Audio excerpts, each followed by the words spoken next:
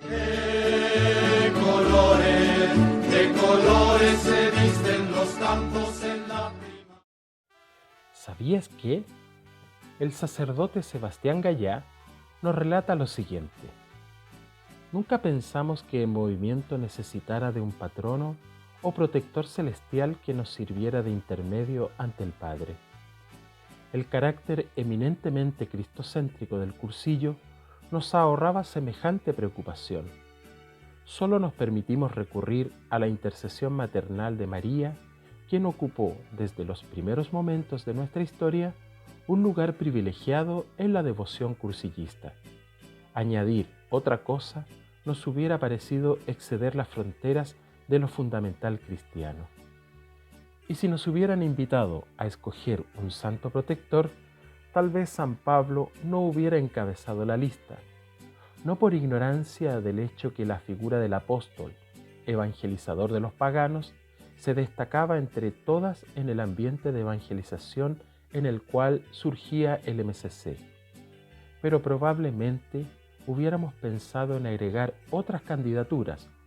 San Juan, por ejemplo, el apóstol joven, el de la invencible fidelidad, como se le llamaba durante la vigilia de oración que hacíamos cada año el 27 de diciembre, cuando el movimiento se dedicaba exclusivamente a los jóvenes. Y no hablo del gran Santiago, el apóstol venerado en Compostela, donde hubo la peregrinación de los 100.000 jóvenes de la Acción Católica, cuya mística sirvió de baño de cultura para el nacimiento de cursillos. Entonces, ¿de dónde vino la idea? El año 1963 se organizó la primera ultrella nacional en Tarragona. ¿Por qué en esta ciudad? Por varias razones. Primero, 1963 era un año jubilar durante el cual la Iglesia de España conmemoraba el 19 centenario de la venida de San Pablo en este país, y este se celebraba precisamente en Tarragona. Segundo, el obispo de esta ciudad era el cardenal Benjamín de Arriba y Castro, que Monseñor Hervás iba a apodar en el transcurso de la ultrella el cardenal de San Pablo y padre de los cursillos. Como un reconocimiento público y agradecer al cardenal el haberse levantado para defender al movimiento, afirmando alto y fuerte los frutos espirituales que había podido él mismo incluso descubrir en las personas que viven la experiencia de un cursillo. Finalmente, el tercer motivo era la fuerza numérica de los cursillistas en esta diócesis. ¿Y qué pasó en esta ultrella nacional? En su alocución durante la clausura, Monseñor Hervás decía: «He oído decir por labios autorizados, los del nuncio apostólico, que si San Pablo regresaba, se haría cursillista. Es demasiado honor por nuestro movimiento, me parece, y la persona que lo dijo manifiesta tener un corazón muy grande. Pero yo diría humildemente que si San Pablo regresara a caminar por los caminos de España para predicar el Evangelio, los que lo seguirían con más entusiasmo serían los cursillistas». Abriendo su corazón a la esperanza, Monseñor Hervás agregó: «Por ello quisiera que la autoridad competente nos concediera el patrocinio de San Pablo para nuestro movimiento, patrocinio fuertemente deseado por él mismo, que tanto amó y defendió a los cursillos, el cardenal de Riva y Castro».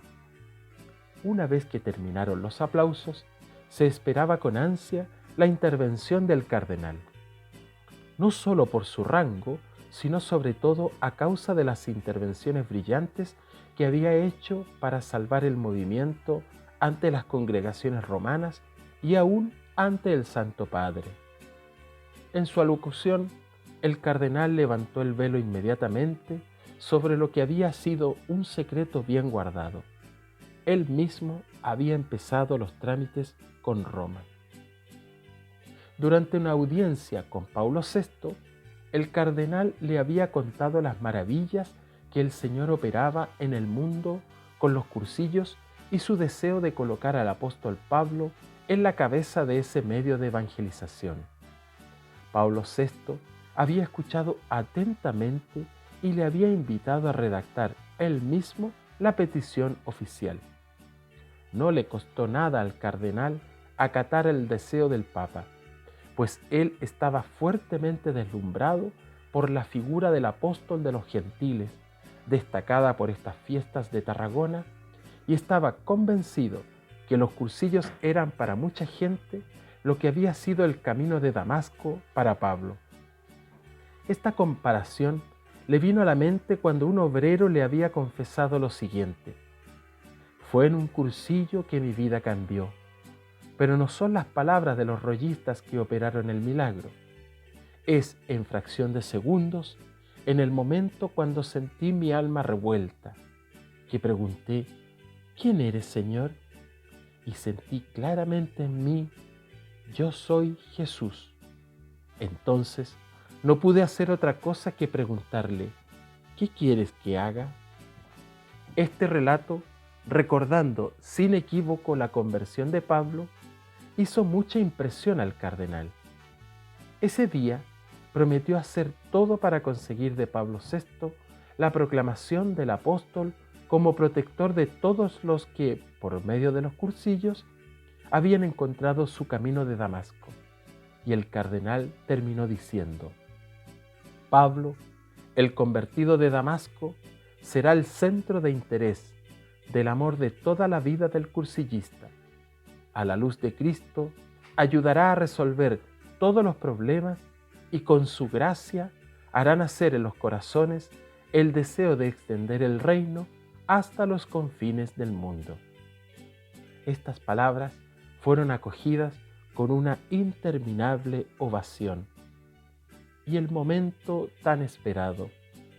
5 meses más tarde, el 14 de diciembre de 1963, Pablo VI firmaba un decreto pontificio de 27 líneas, redactado en latín y que empezaba así: Viget salubriter, que podríamos traducir con la expresión una feliz brotadura. Uno lee lo siguiente: en Roma, preso San Pedro, después de madura reflexión y con la plenitud de nuestra autoridad pontificia, nombramos y declaramos al bienaventurado apóstol Pablo patrono celestial delante de Dios del movimiento de cursillos. Pablo VI, el 14 de diciembre de 1963. El pergamino original, escrito a mano, fue entregado personalmente a Monseñor Hervás por el nuncio apostólico Miguel Riveri, que pronunció una corta alocución. Dije que si San Pablo regresaba, sería cursillista, pero he oído decir también que San Pablo es el prototipo del verdadero y auténtico cursillista. Esto quiere decir que en la eminente figura de Pablo, la gente que vivió la experiencia de un cursillo encontrará un modelo de vida, de acción y de espiritualidad que necesitarán para mantenerse y progresar en el camino que emprendieron en la mañana de su 4.º día. Las horas oscuras de la persecución contra el MSC eran cosas del pasado. En efecto, Pablo VI en el decreto hablaba de los frutos abundantes producidos por el movimiento que llenaban de satisfacción a los pastores. El obispo de Cádiz afirmaba que era la primera aprobación oficial del MSC de parte del vicario de Cristo. El obispo de Lérida no terminaba de proclamar su alegría indecible por este regalo de la providencia. El obispo de Salamanca llegó a decir que este decreto colocaba al MSC en el primer rango de la renovación cristiana empezada por el concilio. En forma de conclusión, cuando Monseñor Riveri entregó el pergamino a Monseñor Hervás, terminó con esta simple invocación: San Pablo, patrono de los cursillos, rogad por nosotros. Monseñor Hervás aprovechó para sugerir que todas nuestras reuniones se terminaran por esta corta oración en la cual expresamos nuestra confianza en la intercesión de nuestro protector delante de Dios. Para nosotros, fundadores, que habíamos sufrido tanto a causa del movimiento, estábamos con este gesto de Roma ampliamente recompensados. San Pablo Apóstol, patrono de los cursillistas, ruega por nosotros. Amén. Y por eso los grandes amores del mundo